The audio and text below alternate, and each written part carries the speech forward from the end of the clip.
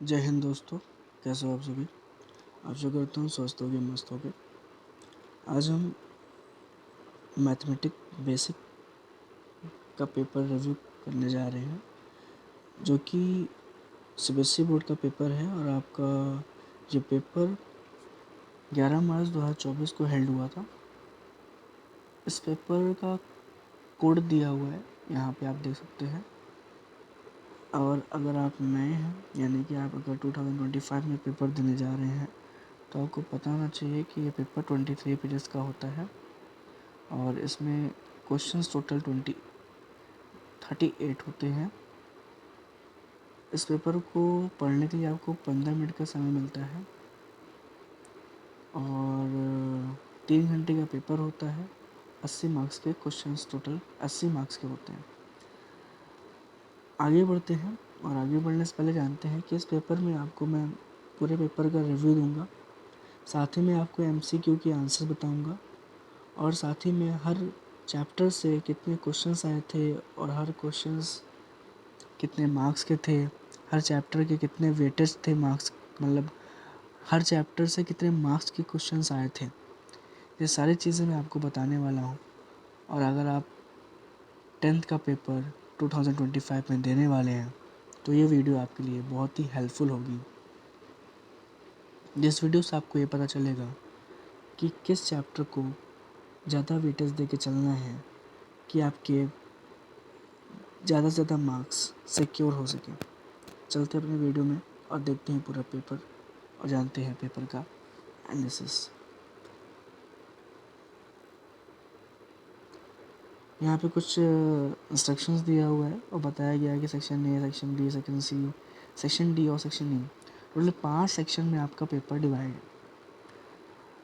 जैसे कि आपको पता होगा कि सेक्शन ए एमसीक्यू बेसिस का होता है, जिसमें टोटल 20 क्वेश्चन होते हैं। और पहले के 18 क्वेश्चन जो है आपके हैं वो नॉर्मल एमसीक्यू होते हैं, और उसके बाद जो आपका 19th और 20th क्वेश्चन होता है ना, वो आपका होता है एजर्शन रीजन बेसिस पे। फिर आपके सेक्शन बी 2 मार्क्स के होते हैं। फिर सेक्शन सी जो कि 3 मार्क्स का होता है। फिर सेक्शन डी जो कि सबसे ज़्यादा मार्क्स कैरी करता है, वो 5 मार्क्स का होता है। फिर आपका होता है सेक्शन ई जो कि केस बेस्ड स्टडी का क्वेश्चन है, और इसमें आपको 4 मार्क्स के क्वेश्चंस दिखते हैं। आगे बढ़ते हैं। ये आपके क्वेश्चंस दिए हुए हैं, और एमसीक्यू जो है वो ज़्यादा से ज़्यादा क्वेश्चंस हर चैप्टर से बनाने की कोशिश की गई है। और ये पेपर ज़्यादा टफ नहीं था, और पूरा पेपर एनसीईआरटी पैटर्न पे था। एनसीईआरटी बुक से काफ़ी क्वेश्चंस इसमें हैं। पेपर इजी था। जिन्होंने एनसीईआरटी अच्छे से पढ़ी थी, वो पेपर को ईज़िली कर पाएंगे। यहाँ पे आपके एमसीक्यू टोटल चल रहे हैं अभी, और यहाँ पे एमसीक्यू ख़त्म होता है। ये आपके लास्ट के 2 क्वेश्चन एजम्पशन रीजन बेसिस पे हैं। इसमें से आपका पहला क्वेश्चन जो है वो आपका ट्रायंगल से दिया गया है, और सेकंड क्वेश्चन आपका कोऑर्डिनेट ज्योमेट्री से दिया गया है। फिर आपका स्टार्ट होता है सेक्शन बी। सेक्शन बी आपका यहाँ 21 से स्टार्ट होता है, और ये सेक्शन बी आपके 2 मार्क्स कैरी करते हैं। फिर आपका स्टार्ट होगा सेक्शन सी जो कि आपका 3 मार्क्स का है। उसके बाद आपका स्टार्ट होता है सेक्शन डी। सेक्शन डी में आपका 5 मार्क्स का क्वेश्चन होता है। इसमें से आपको पहला क्वेश्चन दिख रहा है, ये हाइट एंड डिस्टेंस से है, ट्रिग्नोमेट्रिक एप्लीकेशन से। फिर आपका आता है सेक्शन ई जो कि आपका केस बेस्ड स्टडी क्वेश्चन है। पहला क्वेश्चन आपका यहाँ पे दिखता है कोऑर्डिनेट ज्योमेट्री से,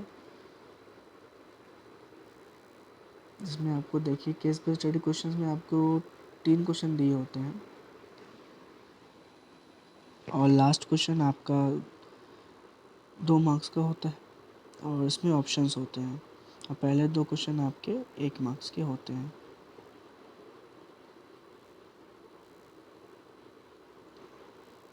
ये क्वेश्चन आपका एपी से बनाया गया है। ये क्वेश्चन आपका स्टैटिस्टिक्स से बनाया गया है।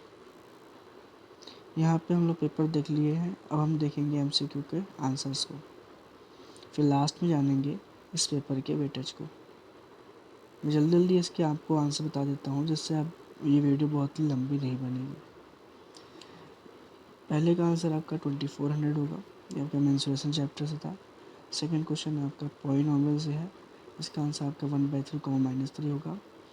ये पेयर ऑफ लीनियर इक्वेशन से क्वेश्चन है, जो पैरेलल लाइन की कंडीशन होती है कि आपकी जो वैल्यू होगी वो a1/a2 b1/b2 इक्वल होगा और c1/c2 डज नॉट इक्वल होगा। तो आपका इसका आंसर सेक्शन आपका आंसर डी होगा। फोर्थ वाले का आंसर आपका रूट 41 होगा। फिफ्थ का आंसर आपका tan 60 होगा। सिक्स्थ का आंसर आपका 60 डिग्री होगा। आगे बढ़ते हैं। सेवन्थ वाले का आंसर आपका प्रोबेबिलिटी हमेशा 0 से 1 के बीच में रहती है, तो सेवन्थ का आंसर आपका सी होगा। एट्थ का आंसर आपका सेकेंड यानी कि ए होगा। नाइन्थ वाले का आंसर आपका 5 × 2 n होगा।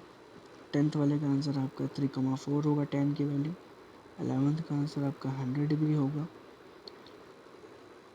जिसके रूट इसमें 2 है, यानी कि वो ऑप्शन आपका सी है, इसका आंसर आपका सी होगा। चलते हैं अपने नेक्स्ट क्वेश्चंस पे। यहाँ पे आपका 13th क्वेश्चन का आंसर आपका होगा ऑप्शन ए। 14th का होगा option D, p does not equals to -6। 15th का आंसर होगा sec² है। 16th का होगा ऑप्शन सी 20। 17th का आंसर होगा ऑप्शन बी 462। 18th का आंसर होगा, जिसमें आपको निकालना है टर्म, तो आपका 28 होगा। सॉरी, आपको यहाँ पे फर्स्ट टर्म निकालना है ए की वैल्यू, तो आपका आंसर होगा 28। चलते हैं अपने नेक्स्ट क्वेश्चन पे, एजर्शन बेसिस पे। तो इसमें दो एजर्शन दिया हुआ है, जिसका आपका दोनों ही पहले क्वेश्चन में 19th क्वेश्चन में आपका एजर्शंस तो सही है, लेकिन रीज़न फॉल्स है। तो इसमें यहाँ पे लिखा हुआ है बी वाले में, यहाँ आपको सी वाले में दिया हुआ है assertion is true but reason R is false. तो आपका 19th का सी वाला होगा और 20th का आपका आंसर दोनों ही करेक्ट है, तो आपका आंसर बी वाला होगा, सॉरी ए वाला होगा, कि आपका रीज़न भी सही है और एजर्शन भी सही है, और रीज़न करेक्ट एक्सप्लेनेशन है एजर्शन का। तो यहाँ पे आपको मैंने एमसीक्यू का पूरा आंसर बता दिया। अब हमें जान लेते हैं कि इसका जो आंसर है, सॉरी जो इसका क्वेश्चंस है, वो हर क्वेश्चन किस किस चैप्टर से आया हुआ है और कौन सा चैप्टर का वेटेज कितना है, ये हम देखते हैं। देखिए, मैंने आपके लिए यहाँ पे एक चार्ट बनाया है, जिसमें यहाँ पे सारे चैप्टर्स लिखे हुए हैं, जैसे रियल नंबर्स हो गया, पेयर ऑफ लीनियर इक्वेशन हो गया, पॉलिनोमियल हो गया, क्वाड्रेटिक इक्वेशन हो गया। ये सारे चैप्टर्स में से कितने क्वेश्चंस आए हुए हैं, जैसे कि मैं आपको एक हिंट देकर समझाने की कोशिश करता हूँ। रियल नंबर्स आपके टोटल 3 क्वेश्चन आए थे, जिसमें आपको एक क्वेश्चन आपका 1 मार्क्स का था, दूसरा क्वेश्चन आपका 2 मार्क्स का था, फिर आपका जो नेक्स्ट क्वेश्चन था इसमें तीसरा क्वेश्चन था वो 3 मार्क्स का था। इसी तरह पेयर ऑफ लीनियर इक्वेशन से आपके टोटल 4 क्वेश्चन आए थे। इन 4 क्वेश्चन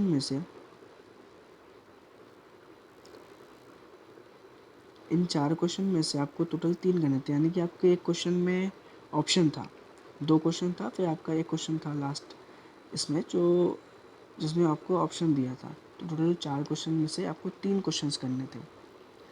क्वेश्चन का वेटेज देखते हैं, तो उसमें से आपके 2 क्वेश्चन 1 मार्क्स के थे, यानी कि आपके 2 क्वेश्चन में इसमें एमसीक्यू पे आए थे, और एक क्वेश्चन आपका जो था वो 2 मार्क्स का था। इस तरह सारे क्वेश्चंस का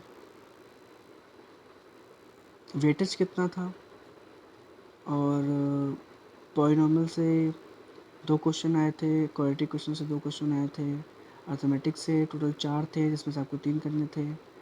और फिर आते हैं ट्रायंगल में आपके 5 क्वेश्चन थे जिसमें से 3 करने थे। सर्कल में 5 थे जिसमें से 4 करने थे। कोऑर्डिनेट में देखिए 6 में से 5 करने थे। ट्रिग्नोमेट्री में 4 क्वेश्चन आए थे, चारों करने थे। ट्रिग्नोमेट्री एप्लीकेशन में 2 क्वेश्चन आए थे, दोनों करने थे। एरिया रिलेटेड सर्कल में भी 2 क्वेश्चन आए थे, कोई ऑप्शन नहीं था इसमें भी। सरफेस एरिया वॉल्यूम में टोटल 4 थे जिसमें 3 करने थे। स्टैटिस्टिक में टोटल 5 थे जिसमें से आपको 4 करने थे। और प्रोबेबिलिटी में आपके 3 क्वेश्चन थे। और जैसे कि मैंने बताया कि हर क्वेश्चन का वेटेज क्या था, तो इसमें 2 क्वेश्चन थे, इसमें से एक क्वेश्चन 1 मार्क्स का था और दूसरा 3 मार्क्स का था। 2 क्वेश्चन थे तो उसमें से एक क्वेश्चन 1 मार्क्स का, दूसरा क्वेश्चन भी 1 मार्क्स का था। इसी तरह हर क्वेश्चन का कैसा वेटेज था मैंने आपको भली भांति समझा दिया है इसमें। और यहाँ पे देखिए जैसे कि 4 क्वेश्चन थे, तो आपको इसमें से आपको 3 क्वेश्चन 1-1 मार्क्स के थे और आपके लास्ट वाले क्वेश्चन जो कि 2 मार्क्स के थे।